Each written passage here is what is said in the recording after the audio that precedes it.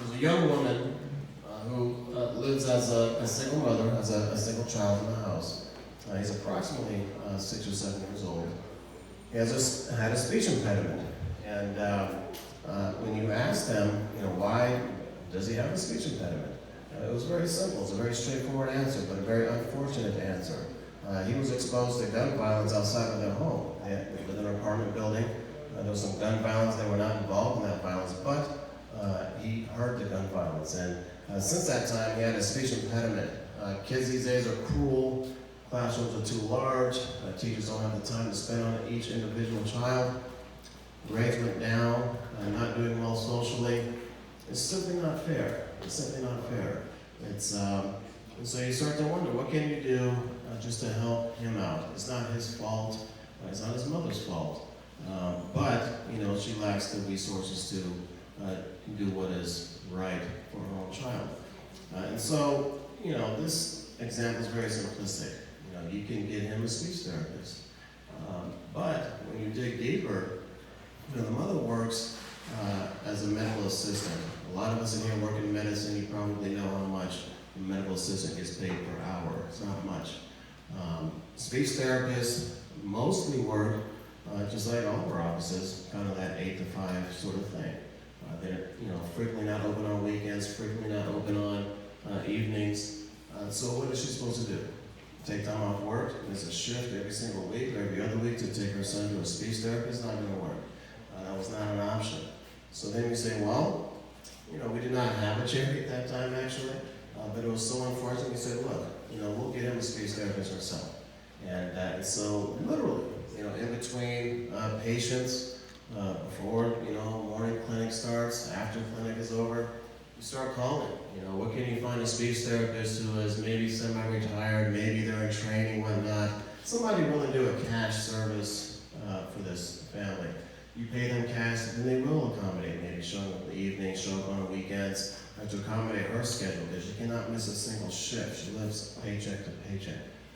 And so it turns out, and I'll admit, I spent zero money on this family actually, because it turns out that after all that sweat equity is put into it, looking for a cash service, a concierge speech therapist, there was one that was right by her job, that turns out after a lot of research anyway, was accepted by her insurance, and now the child and speech therapist is doing much better.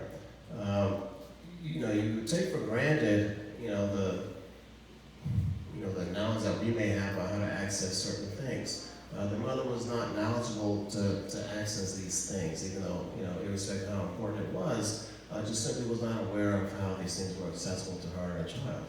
And so, that was just simply sweat equity, but, there was an effort put in to make sure it actually happens.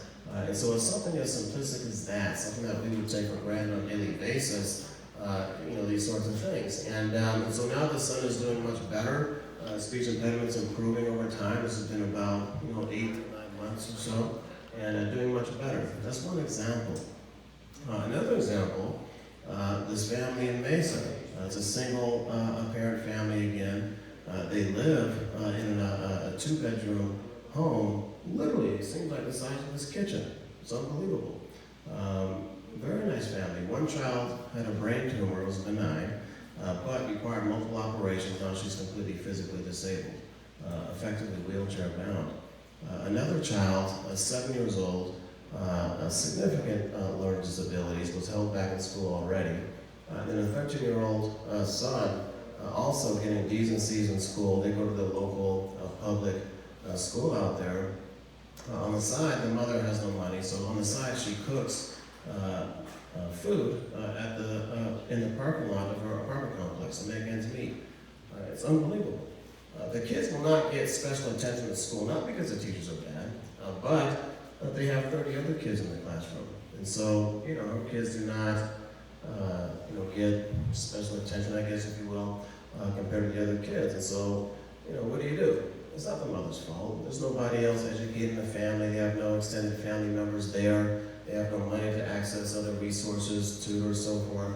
They have no family members that can help that are close by. The father peripherally involved, basically. So what do? Well, you could do the easy thing and do nothing, life is comfortable, God willing. You could help. And to me, the simple thing is to simply help. In that particular case, the idea was to simply get them a tutor, which initially what I thought was going to be very easy, actually. It turns out, when you go to these different tutoring websites, you look at different tutoring agencies, you get a tutor anywhere from $20 an hour up to, $70 or $80 an hour. Some people that are college students trying to make money on the side, some are, employed by an agency and they, give you that level of service. Some are former classroom teachers, some are not. There's different levels of sophistication for these tutors, and so you would think that, anything is good, but to me, anything is not good. It's, I went through multiple different applicants. Frankly, many of them are just very unreliable. You reach them through these websites, they call you back initially, then you don't hear from them for a few days. It's not good. The kids deserve better than that. And so I thought it would be pretty easy to pay somebody to tutor somebody. When you're making money, it would be easy, but it wasn't. And so I had to step up the level of sophistication for the tutor that was involved. So we ended up getting a tutor. That tutor was costing approximately $1,000 a month. Fine, we did that. And so the tutor though went there and started the tutoring process. Family's very gracious, appreciative of that, which is great. However, within a couple of weeks of starting, the tutor said, look, this is an effort in futility. We need 2 tutors. The learning deficiencies are so significant, so severe, that just myself is not going to be effective. And so she was so adamant about that, she said, look, either you get a second tutor or I'm walking out. So a second tutor means you get double the cost. Okay, that's $2,000 a month. That's not trivial, obviously. Okay, now is she trying to, just garner more money from the situation? Who knows? But I can tell you, because I spoke with her several times, she was very insightful what she was saying. She seemed to be saying something that was very genuine, something that was very truthful, and I actually believed her. But $2,000 a month is quite a substantial load there. And so he said, my argument was, look, something's better than nothing. I think it's hard to argue against that. But she was steadfast. She walked out. She walked out on the family. Very unfortunate. So how do you go into somebody's living room and talk to a mother? Actually, Elizabeth was there too because she spoke strictly Spanish. I don't speak Spanish. But talking to his mother in her face, saying, we will help you. The name of the charity is we believe in you. And then you end up walking out after a number of weeks because the people that you thought were so easy to attain, to hire, pay them cash money, not as committed as you are, not as committed as we were. That's very difficult. And so right now, we're getting texts right now from this mother saying, what are you guys going to do? What are you guys going to do? It's very difficult. I don't think it's an option to, take the easy way out and say, okay, well, we tried, we paid this girl, she didn't come through. I don't think it's a good option to get that $20 an hour tutor who's trying to make some money on the side. It's not going to be as sophisticated in terms of her effort. Not an option. Those kids deserve better. My son Ben is not here this evening, unfortunately. He's with his extended family right now. But my child does not inherently deserve more than any other child. He happens to be in a household that, God willing, we could provide for him. Whatever resources that he needs to succeed. He will be at an advantage over other kids with less. Not because he deserves anything more, not because he did something to attain that. He just happens to be in his household. To me, it's not fair. It's not fair. And so I think that, for me, once, especially now, when you give your word to somebody, you gotta come through and do it. I gave that family my word that I will help them. It's gonna happen. This is a charity fundraiser. We believe in you. We believe in you. B-E-L. Bentley Elizabeth Lorne. That's sort of part of the name anyway. A little bit cliche, but it's cool, right? It's cool. And so, going forward, what we will do is just that. We will identify families living in poverty with children that are having issues academically in terms of, not achieving academic success. And we will sit down, myself, Elizabeth, as we have done, sit down in the living rooms, talk over the phone. phone. Identify exactly what is the obstacle to your children doing better in school. To me, there's no better investment than an education. There's not. It's not even, there's no argument to be had, okay? And no matter what it is, I think a lot of you, probably all of you, could relate to different things that we take for granted now that would have a profound influence on your mental state, okay? Your ability to think positively, okay? Your inclination to at times think negatively, maybe. Simple things. We're having good food this evening. We have obviously all you very great people. I invited you all for a reason. You're great people. I love to be around great people.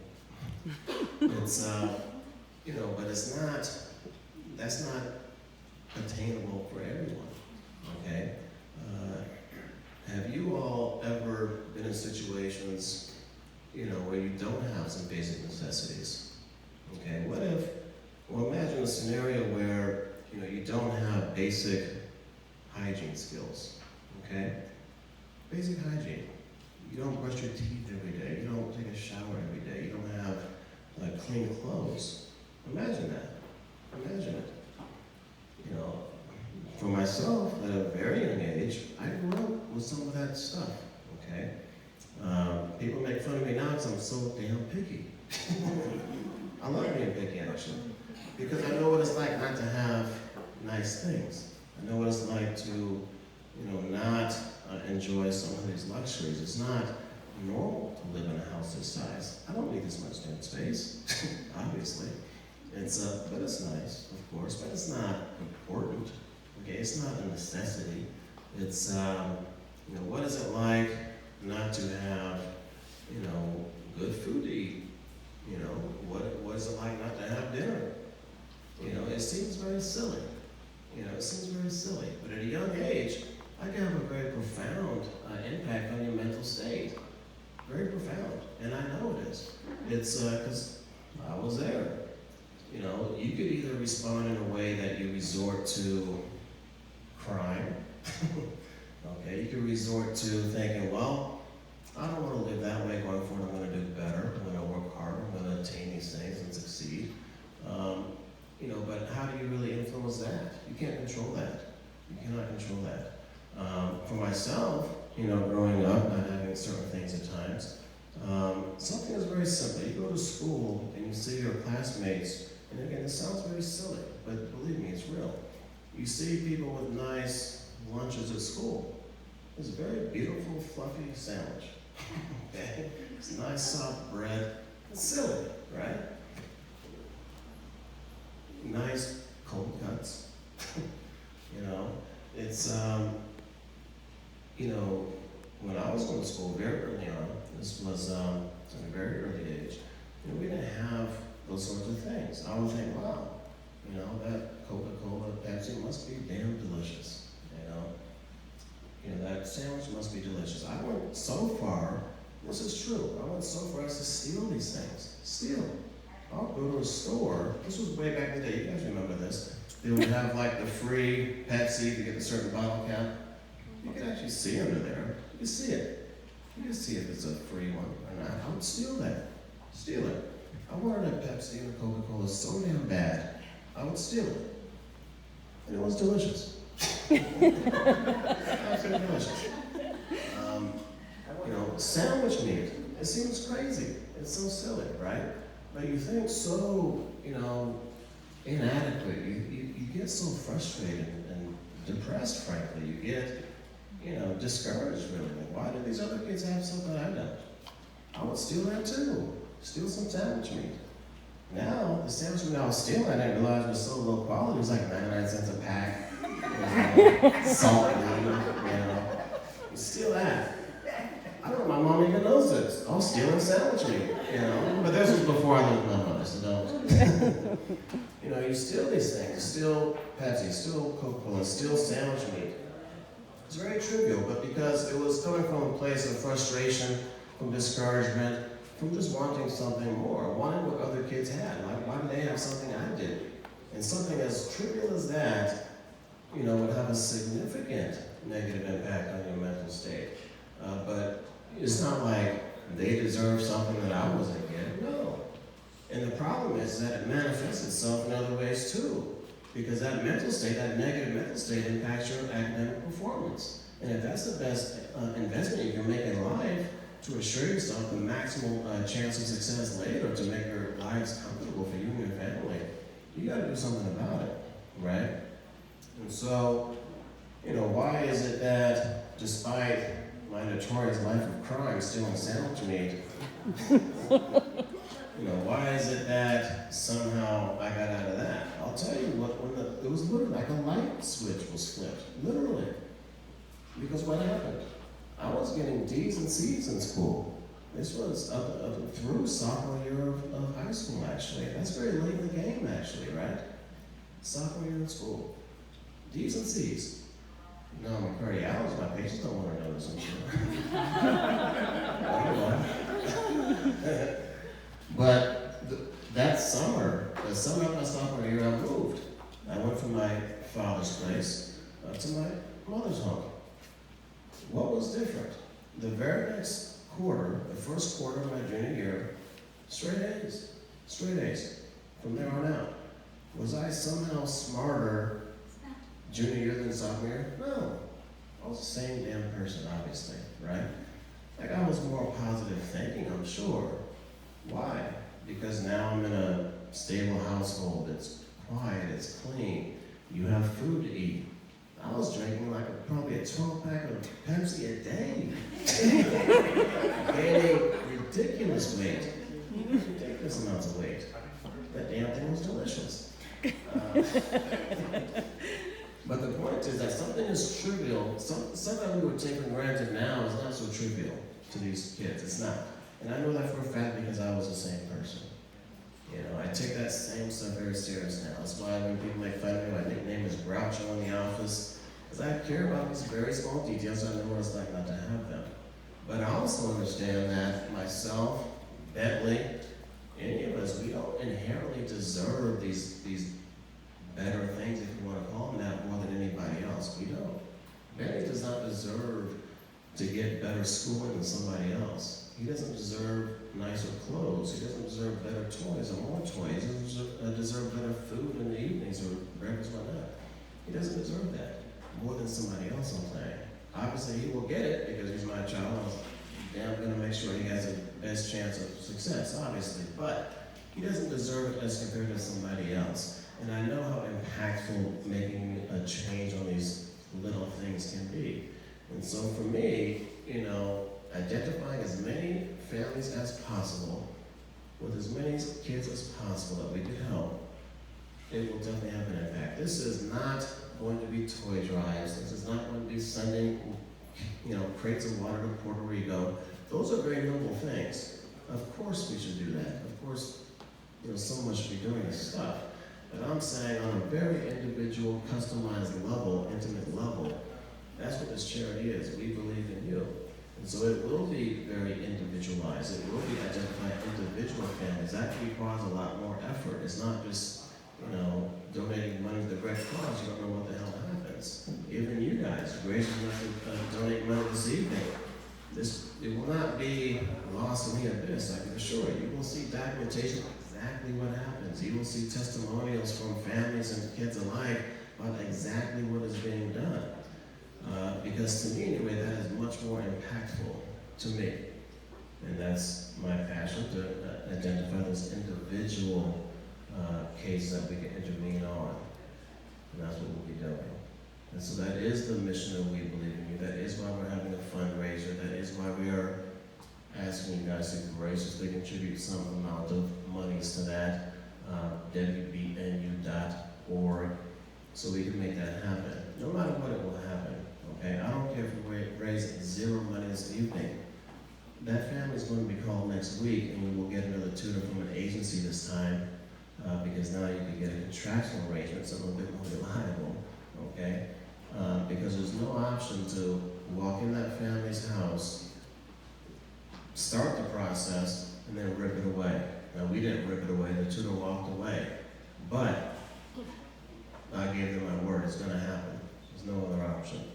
And so if you guys want to be a part of that, And that's what this is about.